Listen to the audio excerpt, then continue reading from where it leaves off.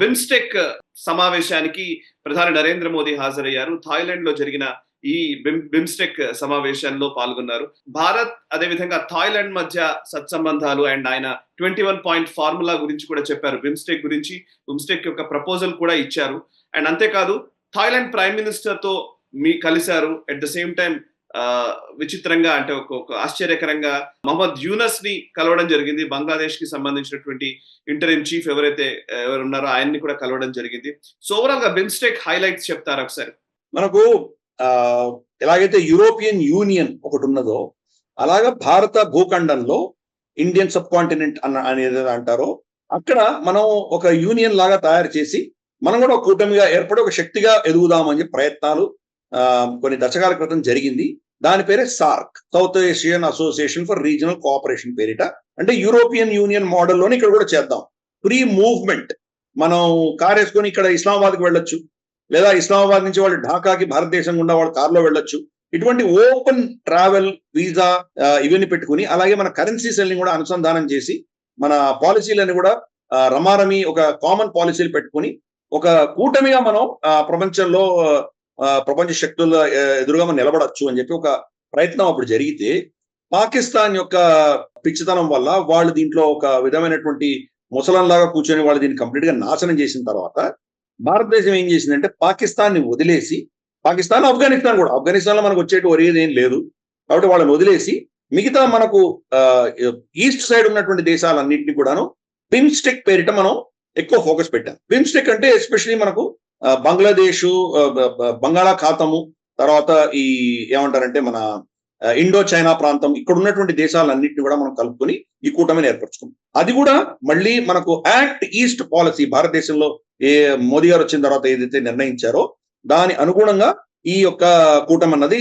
Plan చేశారు. మనం for instance ఇక్కడ నుంచి భారతదేశం నుంచి బయలుదేరి అంటే రోడ్డు మీద డ్రైవింగ్ చేసుకుంటూ ట్రావెల్ చేసుకుంటూ మనం థాయిలాండ్, బ్యాంకాక్ కూడా వెళ్ళొచ్చు. వయా మయన్మార్, తర్వాత అటు నుంచి మనం థాయిలాండ్ లో ఎంటర్ అయ్యి అక్కడ బ్యాంకాక్ వెళ్ళొచ్చు, కాబట్టి ఇంకా ముందర లావోస్ కూడా వెళ్ళొచ్చు. అలా ఇవన్నీ ప్లాన్ అయినాయి. కానీ అన్ఫార్చునేట్ గా మనం చూసాము, ఫస్ట్ మియన్మార్ లో అంతర్కలహాలు రావడం, అక్కడ అస్థిరత ఉండడం, తర్వాత షేక్ హసీనా వెళ్ళిపోవడం, ఇటువంటి ఇబ్బందులన్నీ రావడంతో అది కొంత దెబ్బ తగిలింది. కానీ ఎసెన్షియల్ గా వీళ్ళందరూ కూడా ఏంటంటే చైనా అని పేరు చెప్పకుండా చైనా యొక్క దుందుడుకు చర్యల వల్ల దెబ్బ తగలకుండా వాళ్ళని వాళ్ళు ప్రొటెక్ట్ చేసుకునే దిశగా ఈ బిమ్స్టెక్ అన్నది కూటమి తయారు చేసుకున్నాం. మనం బిమ్స్టెక్ యొక్క సీనియర్ పొజిషన్ అంటే మన వాళ్ళ లీడర్ లెవెల్లో ఉన్నటువంటి వాళ్ళందరూ కూడాను మన బ్యాంకాక్ లో కలిశారు.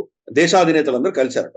కలిసినప్పుడు అఫ్ కోర్స్ మనకు మహమ్మద్ యూనుస్ అక్కడి నుంచి వచ్చారు, బంగ్లాదేశ్ నుంచి. వాళ్ళు చాలా కాలంగా అడుగుతున్నారు మోదీ గారిని కలవాలని అడుగుతున్నారు వాళ్ళు. ఫస్ట్ మనం నిరాకరించాం, ఫైనల్ గా మోదీ గారు ఓకే అన్నారు.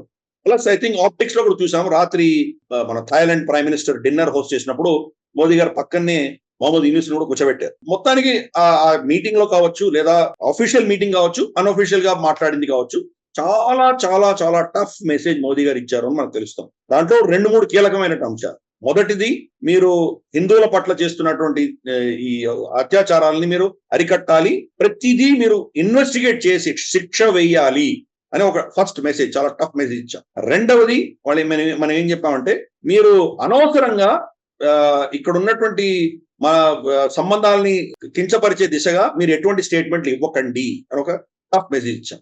ఇది ఎందుకు చెప్పాల్సి వచ్చింది? చైనాకు వెళ్ళినప్పుడు ఈయన ఈశాన్య రాష్ట్రాల గురించి కామెంట్ చేశాడు.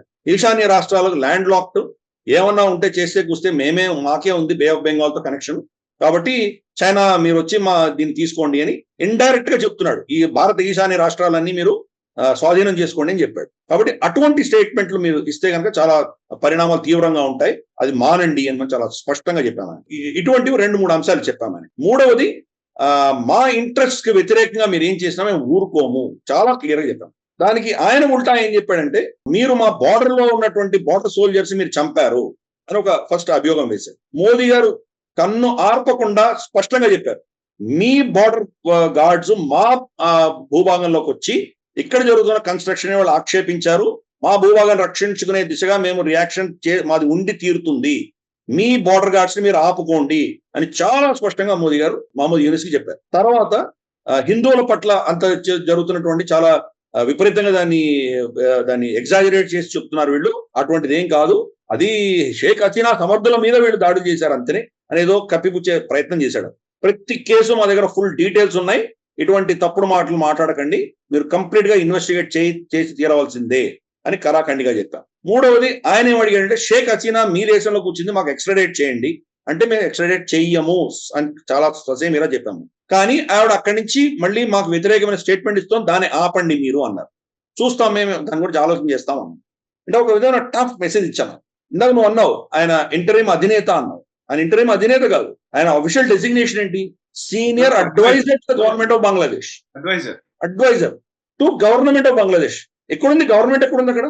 ఎవరికి అడ్వైజ్ ఇస్తున్నాడు ఆయన? గవర్నమెంట్ ఆఫ్ బంగ్లాదేశ్ ఏది? Government of Bangladesh prime minister ఉండాలి, క్యాబినెట్ ఉండాలి. వాళ్ళు ఎవరు లేరు. ఎవరికి అడ్వైజ్ ఇస్తున్నాడు ఆయన? వాళ్ళ చట్టంలో లేదు. ఈయనకు చట్టబద్ధమైనటువంటి ఎటువంటి అర్హత లేదు, అయినా ఆయన కూర్చున్నాడు అక్కడ. కాబట్టి మనం చాలా చాలా టఫ్ మెసేజ్ ఇచ్చాము, ఆయనకు ఇవ్వాల్సినటువంటి స్థాయిలో ఇచ్చాము. అలాగే మనం థాయిలాండ్ ప్రధానిని కలిసినప్పుడు కూడా మనం చాలా మన సత్సంబంధాలు, మనకు ఉన్నటువంటి సాంస్కృతిక పరమైనటువంటి సంబంధాల గురించి, బుద్ధుడి యొక్క బౌద్ధం గురించి, వాళ్ళకు మనకు ఉన్నటువంటి ఒక ఐతిహాసిక చారిత్రక సంబంధాల గురించి మనం మాట్లాడాం. మోదీ గారు ఏం చేశారంటే, ఇప్పుడు ఉన్నటువంటి ప్రధాని ఆవిడ తక్షిణ్ షినావాత్రా కూతురు. ఆవిడ తక్షిణ్ షినావాత్రాన్ని కూడా కలిశారు మోదీ గారు వెళ్ళి. మీరు ఇక్కడ ప్రైమ్ మినిస్టర్ గా ఉన్నప్పుడు భారత సంబంధాలు చాలా అద్భుతంగా ఉండింది, భారత్ థాయిలాండ్ సంబంధాలు అని చెప్పి అది కూడా ఒక అవుట్ రీచ్ ఆయన వెళ్ళి చేయడం అనేది చాలా అద్భుతమైనటువంటి విషయం. కాబట్టి ఓవరాల్ గా బిమ్స్టెక్ అన్నది రెండు, ఒకటి చైనాకు వ్యతిరేకంగా మనం ఎలా కూటమి ఏర్పరచుకోవచ్చు, దాన్ని ఎలా మనం ముందుకు తీసుకువెళ్ళొచ్చు ఒకటైతే, రెండవది దీంట్లో భారతదేశం అనేది చాలా కీలక పాత్ర పోషిస్తుంది, మేము ఉన్నాము అని ఒక భరోసా ఇవ్వడము. ఈ రెండు కూడా అక్కడ ఒక ఆప్టిక్స్ చాలా అద్భుతంగా మనం చేయగలిగాము. మీకు అవసరమైతే డిఫెన్స్ పరంగా కావచ్చు, రక్షణ పరంగా కావచ్చు, ఇంకా ఏ అంశంలో అయినా మేము సమర్థించడానికి సిద్ధంగా ఉన్నాము అని కూడా మనం ఒక మెసేజ్ వాళ్ళకి ఇచ్చాము. సో అందుకని బిమ్స్టెక్ అన్నది ఒక అద్భుతమైనటువంటి ఆప్టిక్స్.